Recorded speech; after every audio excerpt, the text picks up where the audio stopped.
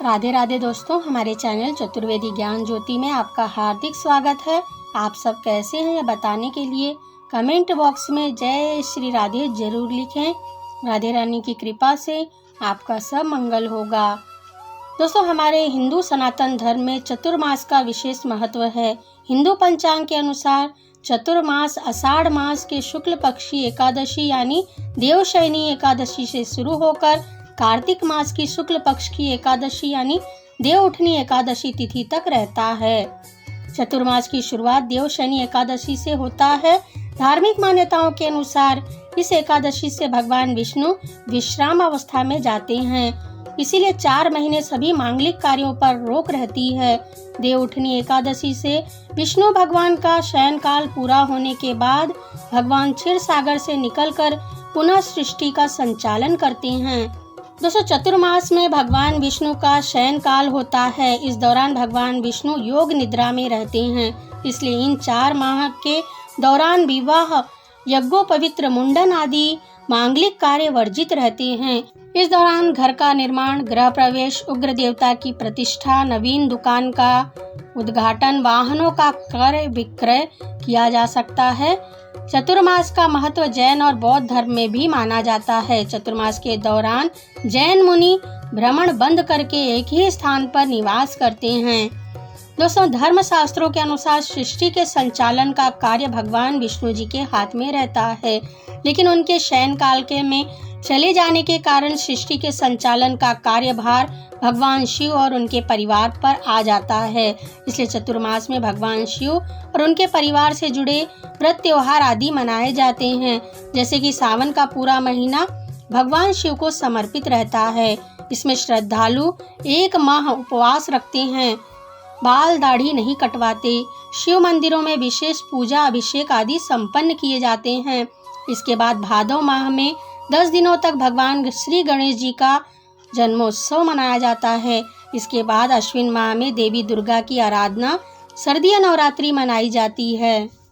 दोस्तों, चतुर्मास जुलाई से नवंबर के महीने तक रहता है। हिंदू कैलेंडर में यह 4 महीने अर्ध आषाढ़, श्रावण, भाद्रपद, अश्विन एवं अर्ध कार्तिक चतुर्मास कहलाते हैं। इस साल देवशयनी एकादशी 10 जुलाई 2022 को और देवउठनी एकादशी 4 नवंबर 2022 को आ रही है, इसलिए चतुर्मास 10 जुलाई से प्रारंभ होकर 4 नवंबर तक रहेगा। दोस्तों, चतुर्मास का महत्व धार्मिक ही नहीं बल्कि वैज्ञानिक दृष्टि से भी ये 4 माह खान पान में अत्यंत सावधानी बरतने के होते हैं।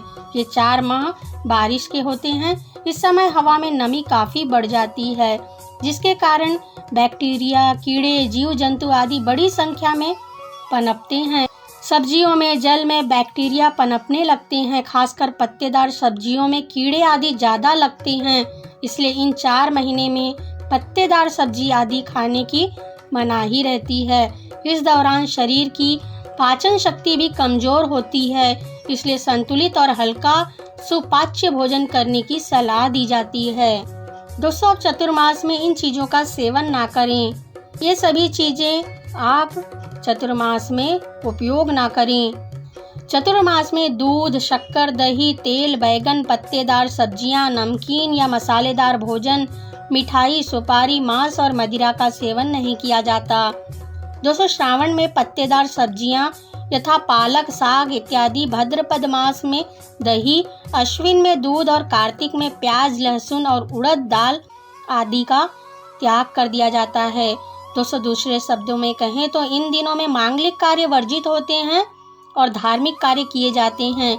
शादी, विवाह, उपनयन, संस्कार आदि इस समय बंद होते हैं और धार्मिक ग्रंथों के अनुसार चतुर्मास के दौरान पूजन, हवन और ध्यान एवं योग का अभ्यास किया जाना चाहिए। यह समय संतों, भक्तों और साधुओं के लिए विशेष माना गया है। मान्यता है कि इन 4 माह में भगवान विष्णु योग निद्रा में होते हैं। इन समय अवधि में जो मनुष्य संयम और नियम का पालन करता है, उनके पुण्य की गणना तो ब्रह्मा जी भी नहीं कर पाते, ऐसा पद्म पुराण में कहा गया है। इस समय विष्णु सहस्त्र नाम का पाठ करना विशेष पुण्यदायी कहा गया है। दोस्तों, चतुर्मास में क्या करें और क्या ना करें यह भी जानना जरूरी है। तो दोस्तों, चतुर्मास के दौरान जो भी व्रत करते हैं उनमें ब्रह्मचर्य का ब्रह्मचर्य व्रत का पालन करना जरूरी माना गया है। इसके अलावा नशीले पदार्थ के सेवन का भी त्याग करना चाहिए। भूमि पर शयन करना चाहिए और भगवान विष्णु की पूजा करनी चाहिए। जहाँ तक संभव हो नमक का प्रयोग भोजन में कम ही करें। व्रती को मूंग दाल जई जैसे खाद्य पदार्थ का सेवन नहीं करना चाहिए। व्रत के दौरान छल कपट झगड़ा लड़ाई वाद विवाद से भी दूर रहें। शांत मन से रहें, भगवान की भक्ति में लीन रहें। दोस्तों, आपको वीडियो कैसा लगा कमेंट में लिखकर बताएं। वीडियो अच्छा लगा हो तो इसे लाइक और शेयर करें। हमसे जुड़े रहने के लिए हमारे चैनल को सब्सक्राइब करके रखें। वीडियो देखने के लिए आप सभी का धन्यवाद।